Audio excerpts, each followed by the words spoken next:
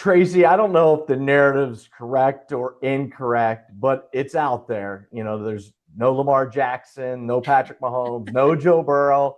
So the narrative's become there's more pressure on Josh Allen to win it all more now than ever before. Is that something that you buy into?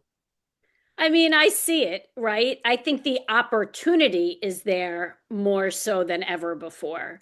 And certainly that comes with pressure and, the expectations. And so I think there is a lot of that on the Buffalo Bills, on Josh Allen to feel like, this is a great opportunity for us, that, it is wide open in the AFC. Anyone could win, and let's take advantage now. So I get that. I see why also the Bills are favored going into this game, which is pretty crazy. And I'm sure, Jacksonville will use this underdog, we have no pressure kind of mentality. But yeah, I mean, the opportunity is certainly now for Josh Allen and the Bills.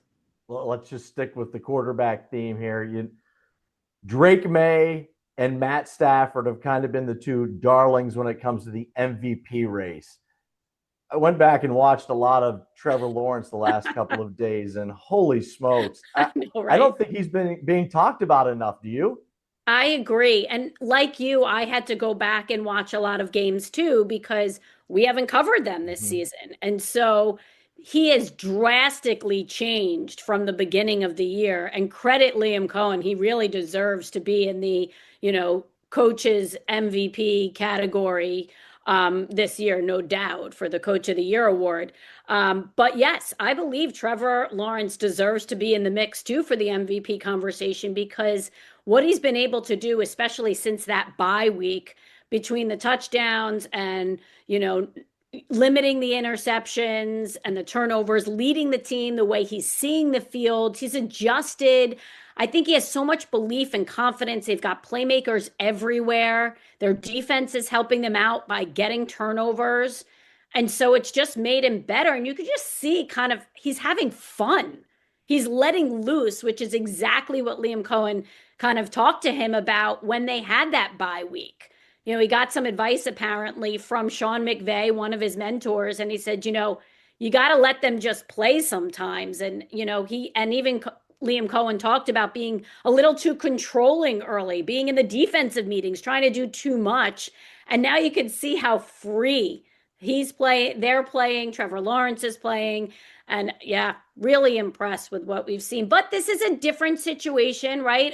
Expectations, kind of pressure. You're at home, which is great in your environment.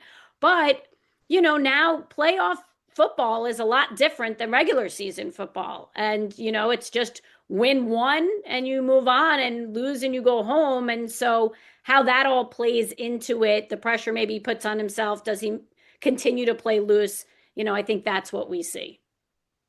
Social media post saying that you've really started to dig in on the Jags, and I'm with you. We're in the same boat because I didn't know a whole heck of a lot about them, and all of a sudden they were the Bills matchup, and I'm going, oh, I better learn about this team really quickly. What stood out to you?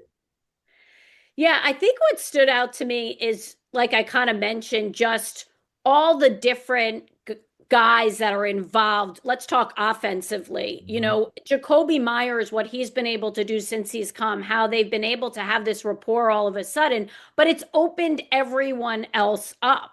And then you've got the run game with ETN, and between Strange and Washington and Jacoby and Tim Patrick, I mean, there's just guys that keep coming. And so you shut one down, there's another one open. The job the offensive line has done, and I know that they're dealing with some injuries right now. It seems like hopefully they'll get some guys back so they have the protection they need for Trevor Lawrence. And he's getting the ball out quickly and confidently. His feet are in the right position. He's seeing downfield. And he talked about it, the transition of when you get your feet set, your eyes are in the right place. And that's where it seems to be. He's making the right plays at the right times. And so offensively, you see them be able to move the ball. Now, granted, we know a separate conversation is about their special teams and what Cam Little could do, because all you need to do is get to the 50-yard line and you're good to go with Cam Little. So that certainly helps knowing that.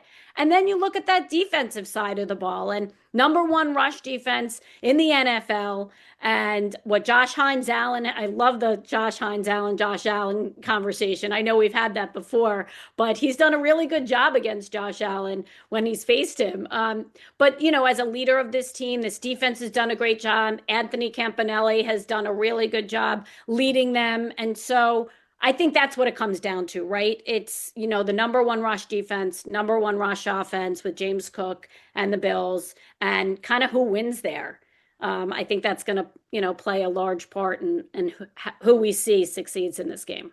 Yeah, I love your point about the kicking game for Jacksonville, and it's kind of the opposite for the Bills right now with Matt Prater Yeah. being banged up. Not sure if he's going to be able to kick and what that'll even look like. So they go out and they sign somebody. So that's kind of like, and as we both know, every point is so crucial in the playoffs. I mean, you miss one extra point, you could be Oh, sitting yeah. at home watching the other teams play. What's your favorite storyline heading into this game?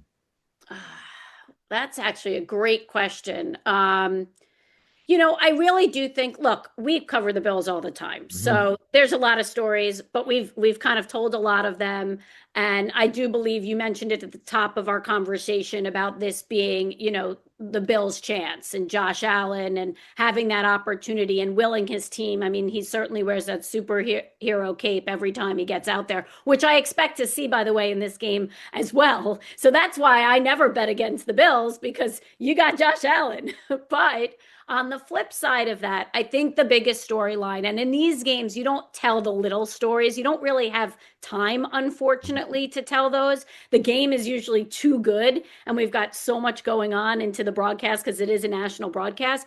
But it is really about Jacksonville and what they've been able to do and the turnaround of this team and the last time that they were in the playoffs and made it to an AFC championship game and the opportunities that Duval brings. I mean, this place is going to be packed. I know the Bills fans. I know there's a United flight out there that costs $900 to get Buffalo down to Jacksonville. And those Bills fans, that mafia comes in full force. So we will certainly hear them loud and proud. But with that being said, this is an opportunity, and someone said it recently on a radio call I was listening to, or actually maybe it was just online, that this is an opportunity for young Jacksonville fans to come out and take ownership of their team. And you've seen them all season long with signs, like the young kids that never experienced this before.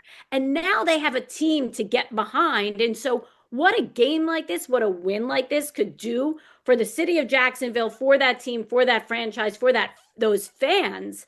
And also then you look for the quarterback, for Trevor Lawrence, to set him apart, right? Put him up in that upper echelon, and a coach like Liam Cohen. So I think there's so many fun storylines to talk about with Jacksonville. And a lot of times we do that when you haven't seen a team that often, right? You tend to talk about the team that maybe people haven't watched all season long, and now they're on a national stage here.